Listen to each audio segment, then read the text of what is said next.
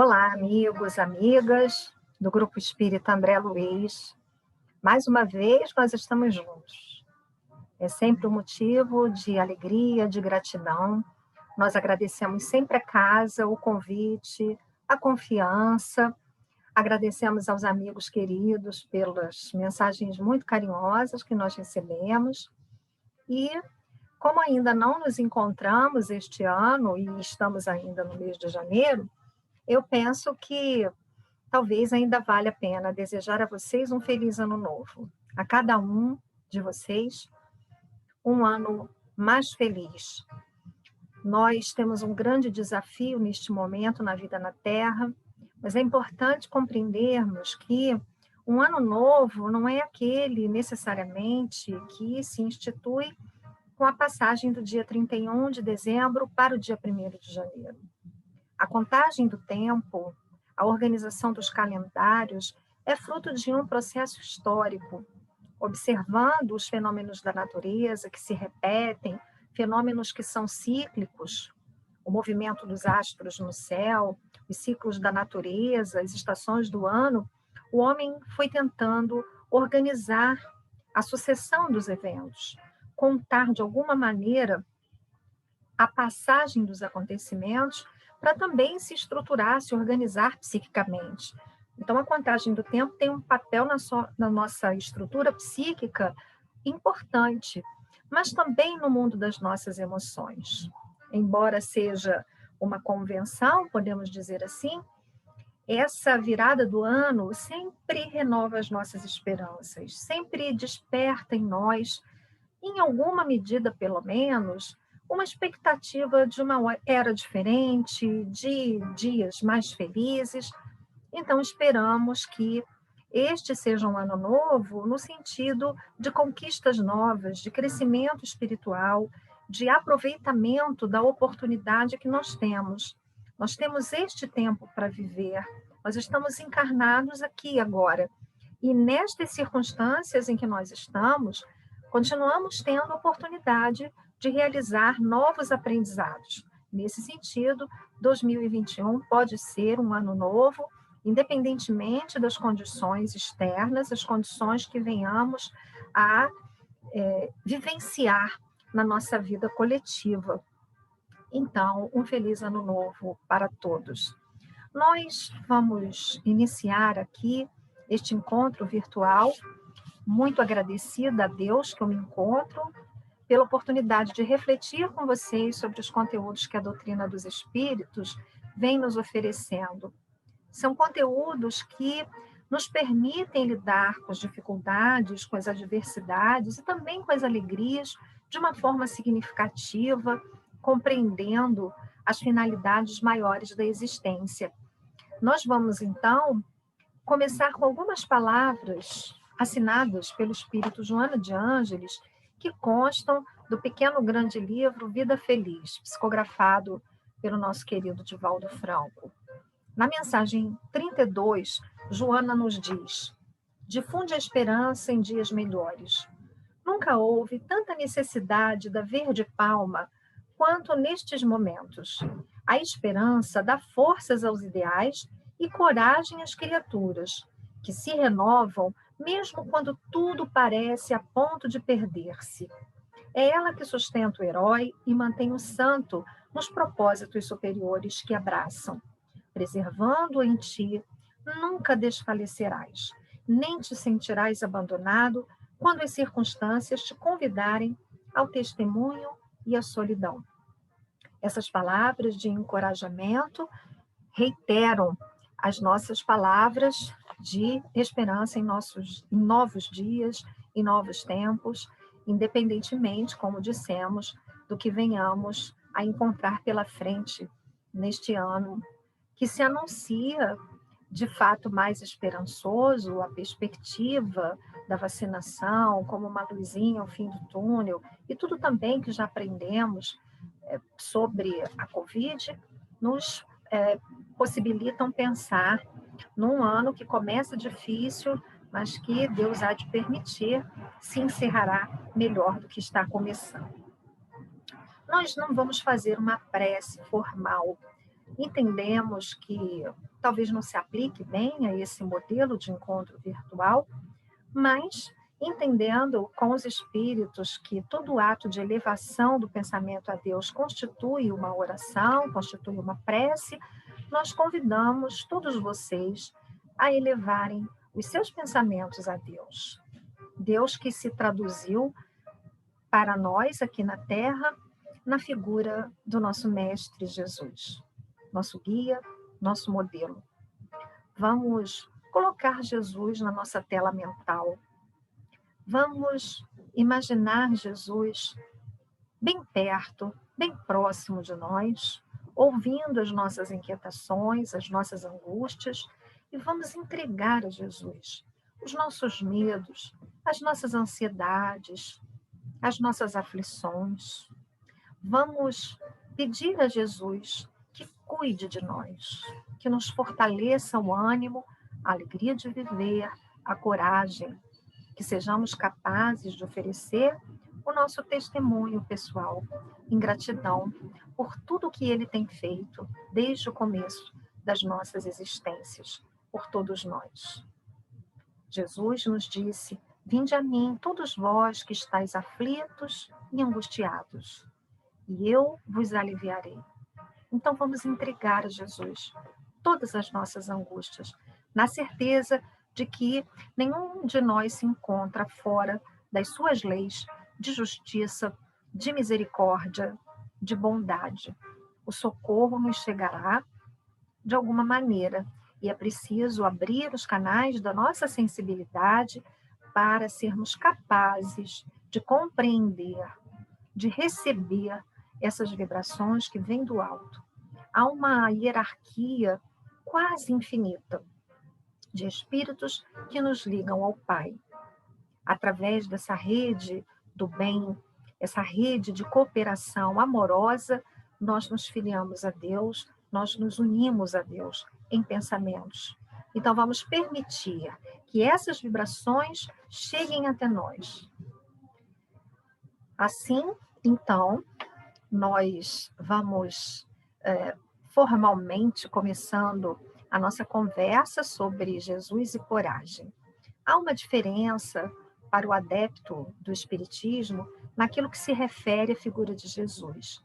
Jesus não é tão somente para nós o Salvador, o Filho de Deus, o Filho do homem, mas é, sobretudo, o nosso guia e o nosso modelo.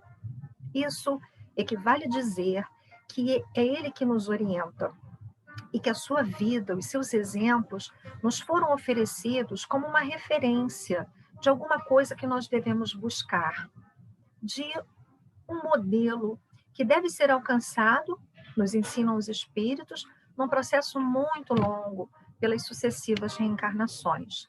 Mas em cada momento desse processo, nós podemos avançar um pouquinho, nós podemos nos aproximar dessa referência, de modo a vivermos mais felizes, desenvolvendo as nossas potencialidades como seres espirituais. Pelo momento que nós vivemos, nós escolhemos estudar com vocês hoje uma mensagem chamada Jesus e Coragem.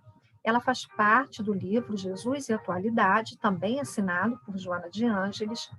E na introdução do livro, afirma a mentora de Divaldo Franco que nós, no movimento espírita, adotamos também como a nossa orientadora esse espírito luminoso que traz as suas palavras, sempre muito atenta que ela é às nossas necessidades. Então, diz a Joana que a atualidade necessita urgentemente de Jesus descrucificado, companheiro e terapeuta em atendimento de emergência, a fim de evitar-lhe a queda no abismo. Às vezes nós nos sentimos assim, à beira do abismo, um abismo profundo, porque quando nós entramos em estados de melancolia, de angústia, de aflição, de ansiedade, parece que nós mergulhamos num abismo. E essa presença divina que constitui Jesus para nós, Jesus representa para nós esse socorro divino, as mãos estendidas em nossa direção para nos trazer do abismo, para nos sustentar, impedindo as nossas quedas, como ele próprio disse na oração do Pai Nosso, que pedíssemos ao Pai que não nos deixasse cair em tentação. Então, nós estamos precisando desse Jesus, o Jesus descrucificado, e como ela disse aqui, companheiro, um Jesus próximo, terapeuta em atendimento de emergência. Jesus cuidando das nossas feridas, das nossas enfermidades do corpo, das nossas enfermidades da alma. A mensagem número 10 do livro chama-se Jesus e Coragem. Esta é uma obra que está disponível em PDF na internet e nós sugerimos aos companheiros a leitura do livro. Não são mensagens muito extensas, às vezes nós estamos com o pensamento em desalinho, não conseguimos nos concentrar muito em leituras, nós temos sido chamados, seduzidos por mídias sociais e a leitura deste livro nos possibilita encontrar lições todas relacionadas a temas da atualidade que, embora não sejam extensas, são bastante profundas e que, a partir das nossas reflexões, podem nos sustentar para impedir a nossa queda no abismo, como disse Joana. Então, ela começa a mensagem dizendo, é uma exclamação apenas, a coragem de Jesus. A sua foi uma vida de constantes desafios. Em luta contínua em favor do bem, jamais deixou de agir corretamente, com desassombro.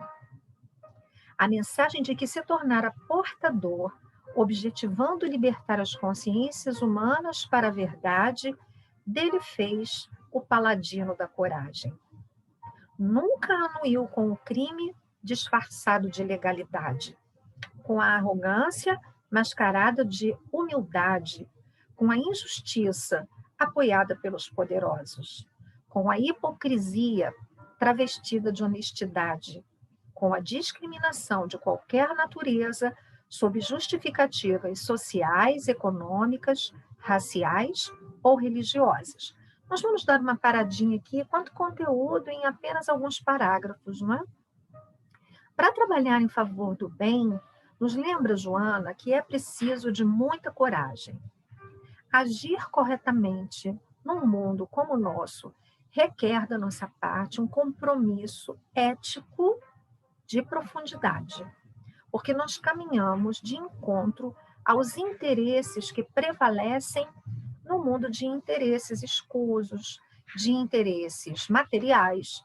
E para nós cumprirmos aquilo que projetamos para as nossas vidas do ponto de vista espiritual, se nos tornamos conscientes daquilo que estamos fazendo de verdade aqui na Terra, se temos clareza de quais são os nossos objetivos, para onde nós precisamos caminhar, nós precisamos agir corajosamente. Porque, como ela lembra aqui, Jesus nunca anuiu com um crime disfarçado de legalidade. Esse é um aspecto sutil importante do cumprimento da lei divina, porque a lei dos homens é uma lei incompleta, perfeita só a lei de Deus, só a justiça divina é completa.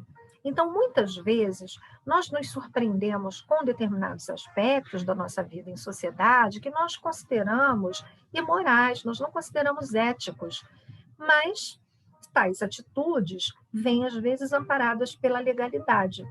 Muitas vezes nós vamos questionando os benefícios no campo da política, cada vez mais nós temos acesso às informações, sem dúvida nenhuma, o desenvolvimento tecnológico da internet nos possibilitou acompanhar com maior transparência as ações de governos, ações em toda parte do mundo, e nos fere o senso de justiça entender que num mundo em que nós temos tantas carências materiais, tantas privações, num mundo de tantas desigualdades, alguns possam dispor de tantos privilégios e tantas concessões. Nós falamos dos auxílios dos políticos, de tudo aquilo a que eles têm direito pelo exercício da sua função. Embora não haja nada de ilegal, não é ético, não é moral. E quando nós assumimos um compromisso com a vida espiritual, com o desenvolvimento da nossa espiritualidade, aumenta também a nossa compreensão daquilo que é ético. Então, nem tudo que é legal, nem tudo que o mundo nos permite fazer, pode efetivamente ser considerado como moral. Nós temos, por exemplo, na nossa sociedade, uma divisão muito clara sobre o uso de drogas lícitas ou drogas ilícitas, e o álcool é uma droga lícita no nosso país, não há nada de errado em fazer a ingestão do uso de álcool. No entanto, as pesquisas, os estudos evidenciam que muito mais mortes são ocasionadas pela ingestão do álcool, pelos seus efeitos, do que pelo uso das drogas ilícitas, considerando aí não apenas o consumo direto, né, mas o impacto para a vida em sociedade de maneira geral. Então, quando alguém está alcoolizado e provoca um acidente e, de alguma maneira, provoca a morte de alguém, isso também está na contabilidade dos prejuízos ocasionados pelo álcool. Então, a lei humana, na definição daquilo que é lícito ou não é lícito, aquilo que é legal ou não é legal, nem sempre é plena na compreensão do conceito de justiça. Então, Jesus não anuiu com o crime disfarçado de legalidade. Em que momento, por exemplo? No momento em que ele foi chamado a opinar no apedrejamento, sobre o apedrejamento da mulher adúltera. Porque a lei prescrevia o apedrejamento. Se aqueles homens apedrejassem a mulher, eles não estariam fazendo nada que não fosse legal. No entanto, não era uma atitude moral, porque nenhum de nós está livre de enganos e nenhum de nós deve ser condenado com penas irremissíveis. Ninguém deve pagar com a vida o preço dos seus enganos, porque é a vida corporal, justamente, que Deus nos oferece para o nosso aprendizado.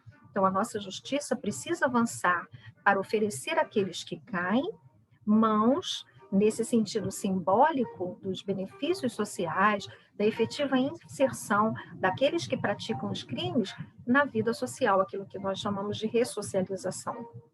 A nossa sociedade é muito falha nesse sentido. Então, aparecem soluções mágicas, como a pena de morte, vamos acabar com tudo para acabar com a criminalidade. É porque nós falhamos nos mecanismos sociais de soerguimento das criaturas, de reerguimento das criaturas que erraram na terra. E Jesus não condena a mulher, mas a reorienta. Vai e não peques mais. Jesus não a condenou, mas também não anuiu com o seu engano, não, de alguma maneira, ele não se acompliciou com ela no erro, mas, naquele momento, ele agiu de modo a chamar aqueles homens à sua consciência. Outro exemplo que Joana deu aqui é o fato de Jesus não concordar também com a arrogância mascarada de humildade, com a injustiça apoiada pelos poderosos, com a hipocrisia travestida de honestidade. Então, nós estamos num momento social em que muitas pessoas se intitulam pessoas de bem, homens de bem. Muitas vezes adota-se um comportamento para a vida em sociedade, inclusive na casa espírita, nos ambientes religiosos, e um comportamento na vida privada, na vida pessoal, na convivência doméstica, na relação, no ambiente de trabalho. Então, essa hipocrisia também Jesus desmascarou. Mais de uma vez, nós vamos encontrar Jesus reprimindo os hipócritas, os fariseus, aqueles homens que adotavam práticas no templo, práticas religiosas, consagradas socialmente, reconhecidas socialmente, aparentando ser homens de virtude, e, no entanto, na sua vida íntima, no seu mundo interior, estavam ainda cheios de podridão, como Jesus relaciona, né, compara com o sepulcro, né? Branquinhos por fora, caiados por fora e cheios de podridão por dentro. Então, por vezes, nós também adotamos máscaras sociais e nos apresentamos como pessoas de bem, pessoas honradas, pessoas honestas, e praticamos vários atos ilícitos na vida profissional, usando mecanismos de justificação. Ah, mas o nosso mundo é assim, religião é uma coisa, a vida é outra, a gente vive num mundo material, esse mundo é um mundo de interesses materiais. Então, Jesus também desmascarou essa hipocrisia que aparece travestida de honestidade. E Jesus lembra ela que também não anuiu com qualquer tipo de discriminação, nem as sociais, nem as econômicas, nem as raciais, nem as religiosas. Ela passa, então, a apresentar alguns exemplos.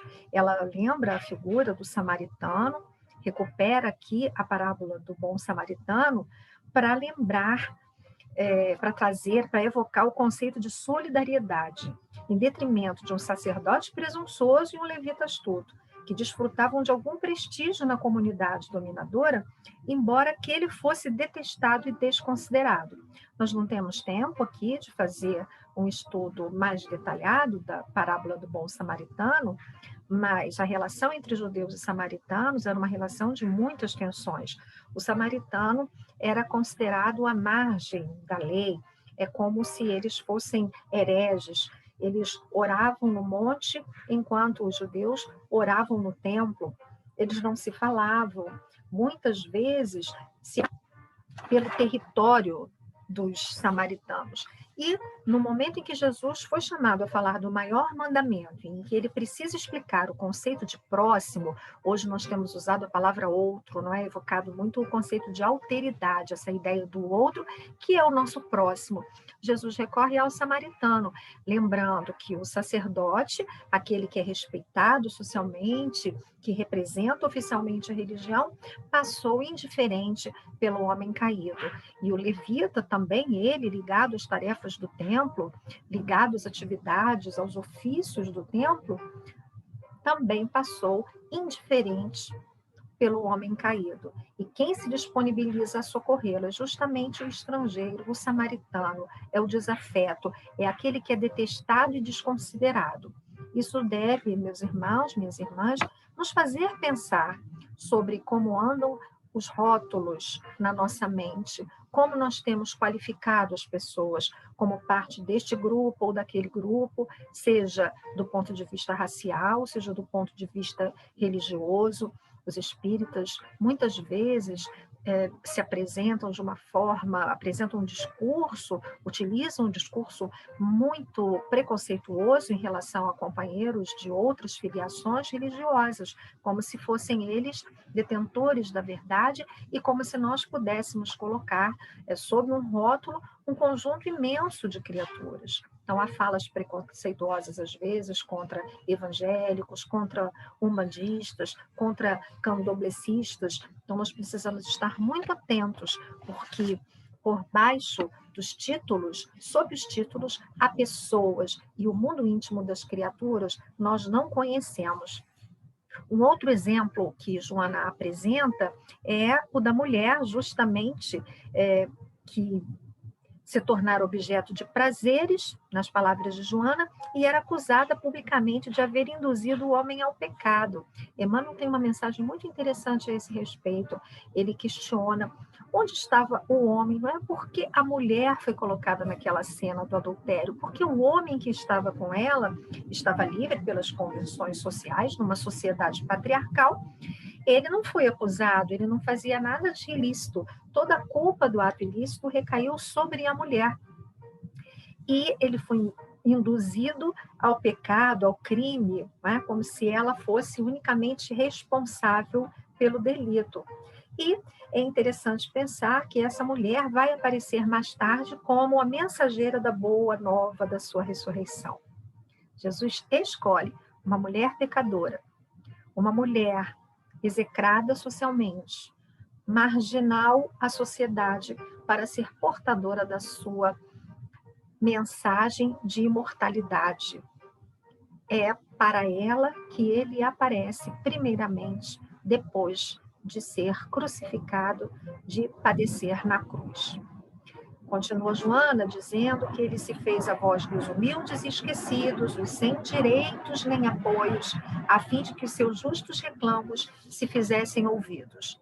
Conviveu com as pessoas ditas de má vida, sem receio de contaminação, com total desprezo dos que possuíam privilégios em uma vida má, a qual se entregavam ocultamente. Então, aqui, ela faz um jogo de palavras, não é? Distinguindo a expressão que ela usa entre aspas, má vida, para falar de uma vida má.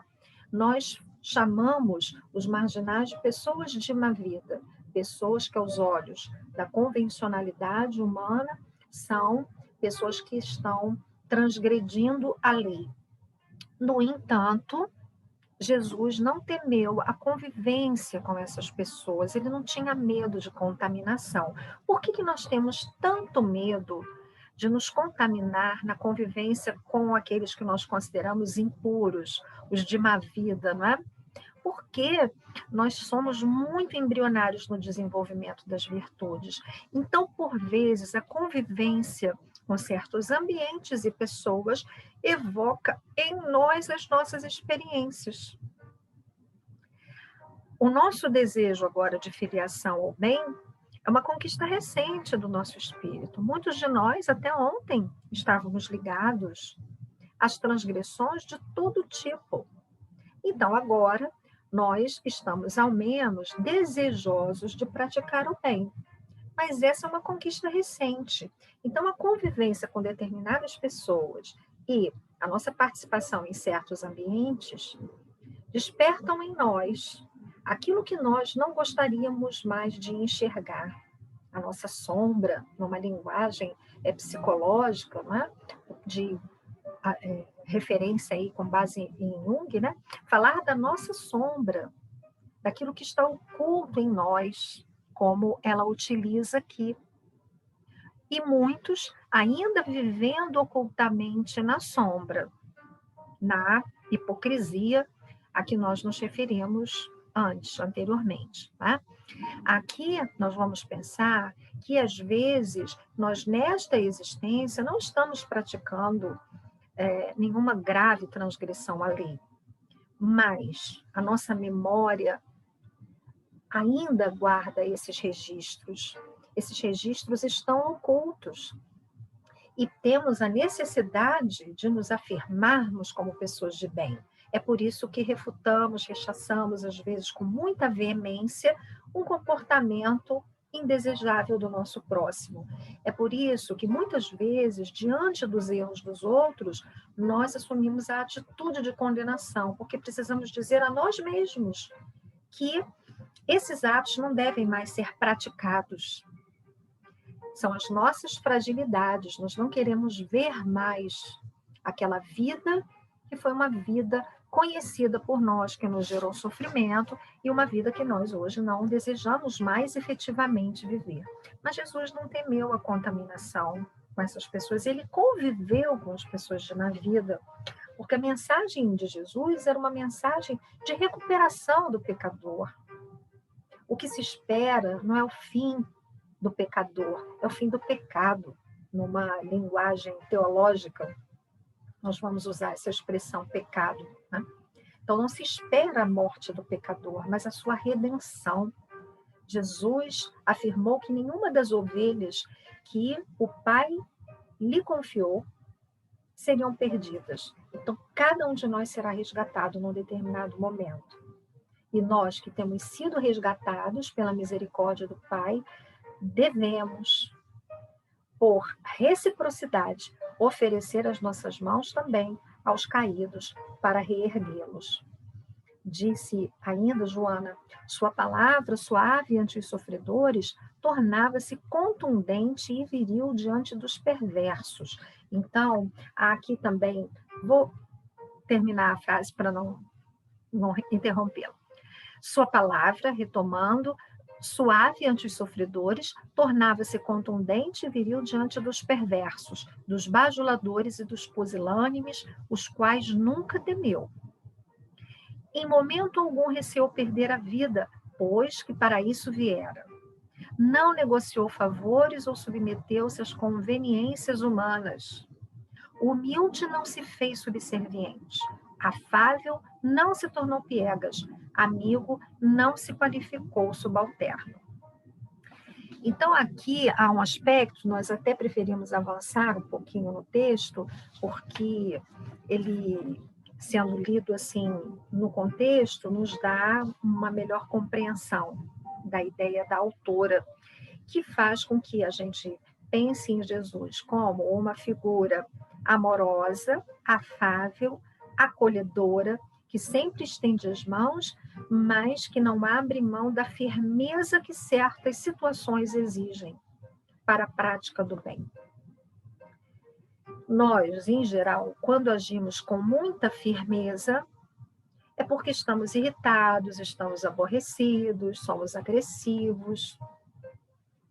Jesus alcançou essa maturidade do espírito que faz com que amorosamente se possa exercer a firmeza. Um exemplo que nós podemos dar é muitas vezes na educação da infância, da adolescência. O nosso parâmetro de julgamento varia conforme o nosso humor e não conforme o mérito da ação da criança ou do jovem. Então, se nós estamos pacientes, de boa vontade, bem-humorados, o nosso elástico estica. E aí nós vamos sendo permissivos até. Quando nós cansamos, nos aborrecemos, e aí nós entramos de uma forma grosseira, hostil, verbalmente, fisicamente, algumas vezes. Porque nos falta esse tempero, uma amorosidade firme. Quando Jesus precisou, ele agiu com firmeza para desmascarar os hipócritas. Jesus, em nenhum momento, se aproximou por conveniência de quem quer que fosse. Ele não recuou, ele precisou de coragem para agir com firmeza, se recusando ao acompliciamento com o mal. E nós precisamos ter muita firmeza, porque, por vezes, como nós queremos ficar bem na fita, né? Nós queremos que as pessoas gostem de nós, que as pessoas não nos queiram mal, nós temos uma necessidade muito grande ainda da confirmação dos outros sobre nós, porque como nós não temos uma autoimagem consolidada, como nós não, ou melhor, como nós nos sabemos imperfeitos, nós ainda necessitamos muito da aprovação dos outros para o nosso comportamento. Nós não queremos ser desagradáveis. E às vezes, para sermos fiéis a Deus, nós precisamos desagradar aos homens. Nas palavras de Paulo de Tarso, que devo eu fazer? Agradar aos homens ou agradar a Deus? Não é possível conciliar sempre. E para agradar a Deus, nós precisamos desagradar as pessoas. Nós confundimos essa ideia e às vezes dizemos assim, mas eu não vou falar porque eu não quero produzir nenhum constrangimento, nenhum mal-estar. Se eu falar, o clima pode ficar esquisito. Isso pode ferir a nossa imagem de pessoas legais. A gente quer ser uma pessoa legal, a gente não quer ser quem é mal visto por um determinado grupo. E, por vezes, nós silenciamos em momento em que seria necessária a nossa palavra assertiva na defesa de valores que não são negociáveis. Honestidade, caráter, algumas coisas não podem ser negociadas. É quando alguém nos propõe alguma coisa escusa e a gente precisa dizer, você me desculpe, a gente não precisa ser hostil nem grosseiro, mas a gente precisa ser firme, você me desculpe, mas isso eu não vou fazer. Quando alguém no ambiente de trabalho nos pede para realizar alguma coisa que a nossa consciência aponta que não deve ser feita. E a gente precisa dizer, você me desculpe, mas eu não vou fazer, porque isso não é correto. Ah, mas aí vai ficar chato, porque eu já cheguei ali, já tinha um esquema, aquilo já funcionava daquela maneira, então se eu falar, eu vou ficar mal. Porque nós somos imaturos espiritualmente, psicologicamente imaturos, espiritualmente maturos.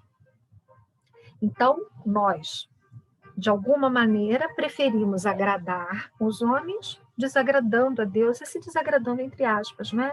Que Deus não é uma pessoa que fica aborrecida, chateada. O humor de Deus não varia com o nosso humor. Ele não precisa do nosso humor para estabelecer o humor dele, né? Então, esse desagradar a Deus é no sentido do cumprimento da sua lei, estar fora da lei divina. Então, Jesus, ele podia negociar certos favores ou abrir mão de determinados princípios para não haver certos enfrentamentos. Os enfrentamentos, às vezes, são indispensáveis na defesa de princípios, de valores, de uma obra, de um trabalho. Quem conduz uma determinada atividade na casa espírita, às vezes precisa, em nome da sua responsabilidade diante do trabalho, estabelecer certos limites para a ação dos outros, em benefício da tarefa. e isso desagrada. É sempre importante nós pensarmos nessa ideia de que Jesus foi humilde, mas não foi subserviente. Ele foi afável, mas não foi piegas. É a imagem do bonzinho. Nós sempre nos lembramos de uma palestra a que tivemos oportunidade de assistir, do saudoso Luiz Antônio Mileco, em que ele fazia essa distinção entre ser bom e ser bonzinho. A gente ainda tem muito essa necessidade de ser bonzinho. A gente acha que o cristão é aquele que é bonzinho. Ele aceita tudo, ele não fala nada, ele não vai criar nenhum mal-estar, ele não vai dizer, às vezes, uma verdade necessária, porque, afinal de contas, ele é tão bonzinho. E ele lembra que Jesus não era bonzinho, Jesus era bom. E que quem é bom precisa se colocar sempre na defesa de valores que estão para além das exigências da vida material. Há a necessidade de todos fazermos esse exame da consciência, no sentido de pensarmos em que medida nós estamos negociando o inegociável, abrindo mão daquilo de que nós não poderíamos abrir mão em benefício da nossa paz de consciência. Sempre estoico, diz Joana, mantinha a linguagem e a conduta próprias para cada ocasião, pessoa e circunstância, sem afastar-se do roteiro que estabelecera. Então, embora ele estivesse atento às necessidades de cada um e fizesse um movimento generoso na direção do outro, das necessidades do outro, ele não perdia seu próprio horizonte. Quando a gente vive para agradar a todo mundo, a gente perde a própria identidade. Primeiro porque nós não haveremos de agradar todo mundo, né?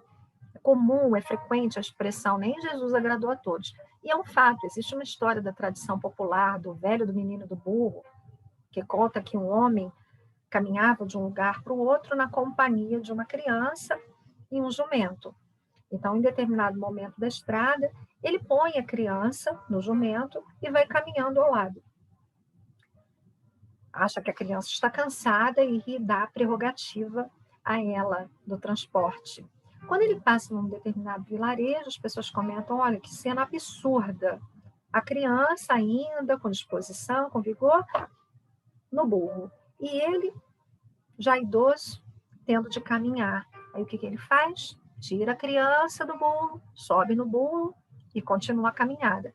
Quando ele passa por outro vilarejo, ele escuta os comentários. Que cena absurda! Este homem, um idoso, se colocando em primeiro lugar. Olha, ele deixou a criança a pé.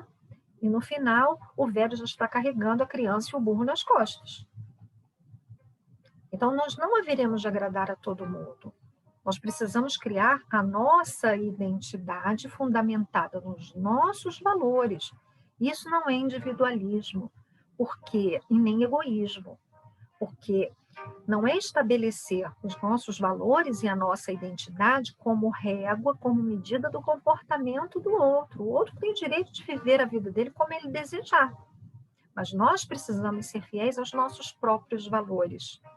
Quais são os valores que nós defendemos? Em que efetivamente nós acreditamos? E a partir da nossa identidade, acolher o outro, respeitar o outro, mas não perder a nossa direção, saber para onde estamos caminhando.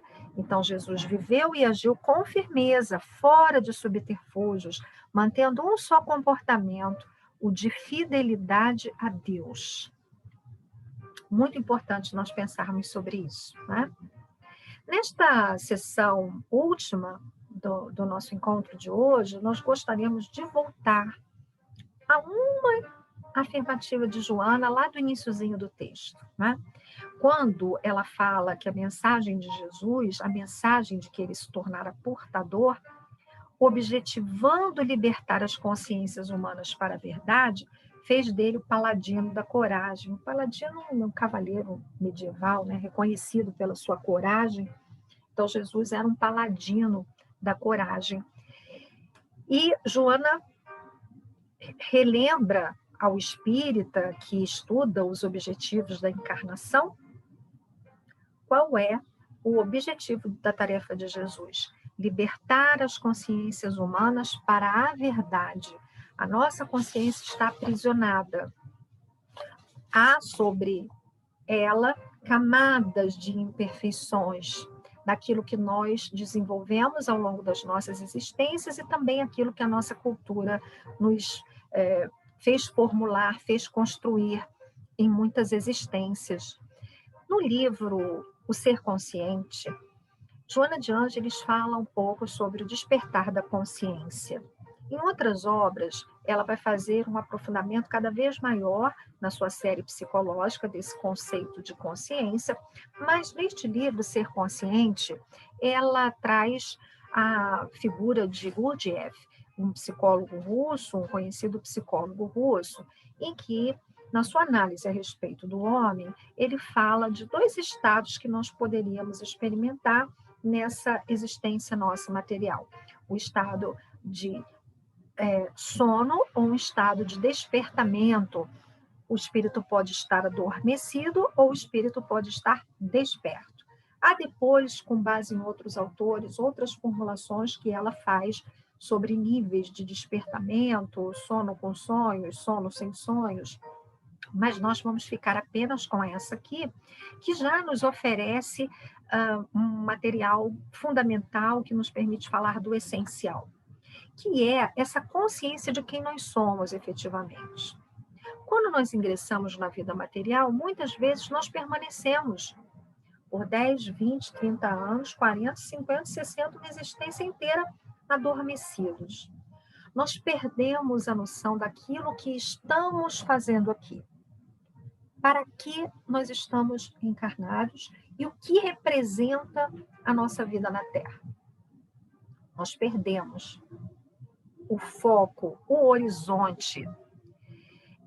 Lembra, Joana, neste livro, Ser Consciente, que quando entorpecida a consciência, o indivíduo deixa-se conduzir através do mergulho nas distrações, que lhe constituem os interesses máximos do dia a dia, esquecendo as qualidades superiores que propiciam realmente a felicidade.